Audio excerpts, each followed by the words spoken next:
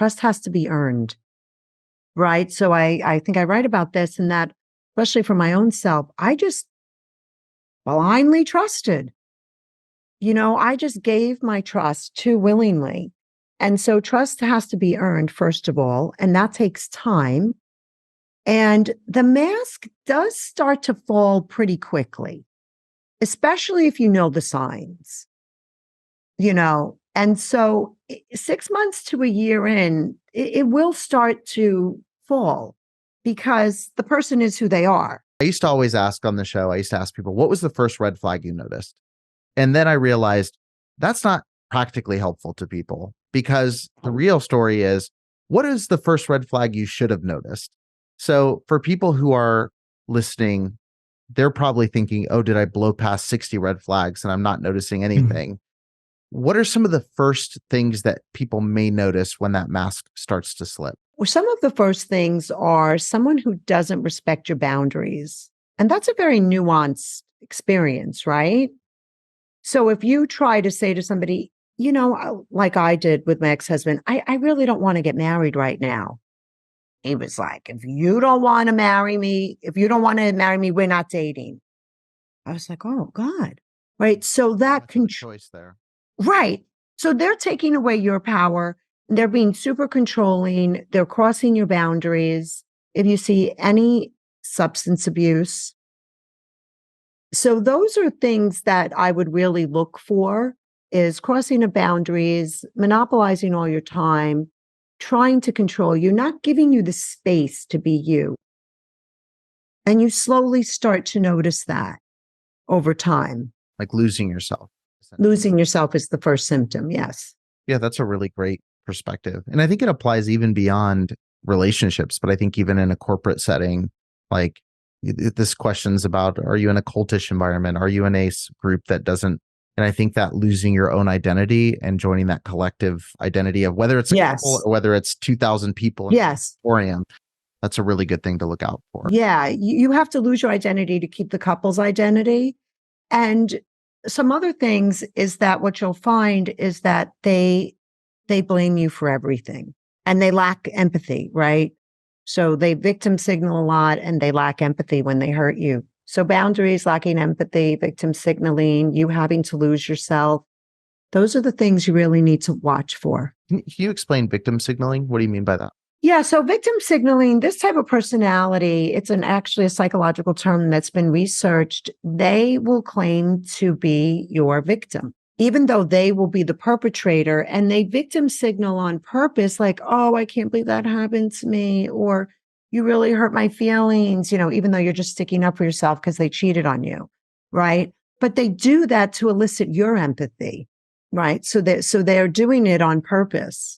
Yeah, they're preying on your best qualities. Exactly. They're weaponizing your empathy, your kindness, your tolerance, your compassion.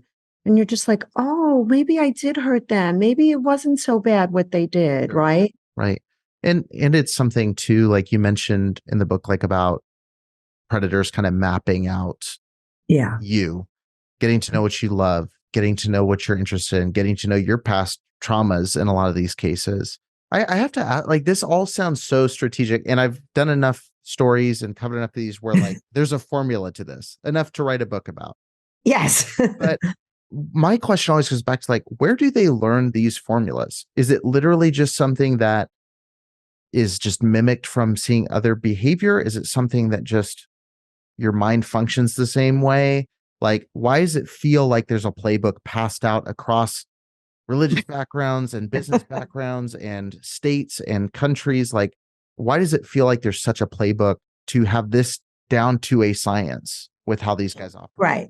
So let's think about it. So if we look at their behavior, we have to go behind the behavior and look at their motivation. All of their motivation is the same. They will use, exploit, lie, and betray anybody to get their needs met for power, pleasure, money, and status. They feel entitled to it, they feel superior, and they have no moral compass. So that's what's happening behind the scenes. That's pretty standard across all of these personalities or all these people. So because that's their modus operandi, right? these are really good ways to make that happen. And they've tried them enough to know, or they've seen them enough to know.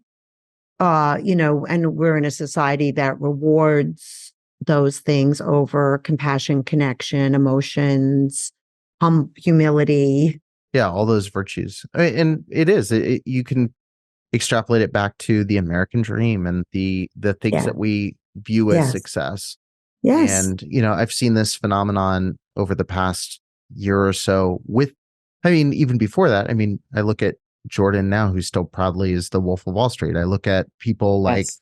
Andrew Tate over the last several, Oh, yeah. the last 2 years, but especially the last year, this kind of, meteoric rise to prominence, teaching what is essentially a playbook on how to, at the expense of everybody else, achieve Yeah. these grandiose visions for Yes. yourself. Greed has been around since the beginning of time. I don't see it going away. I grew up in the era where, Michael Douglas on Wall Street actually told us greed is good, right? So that 80 and 90s time was really a time where that was pumped down our throats.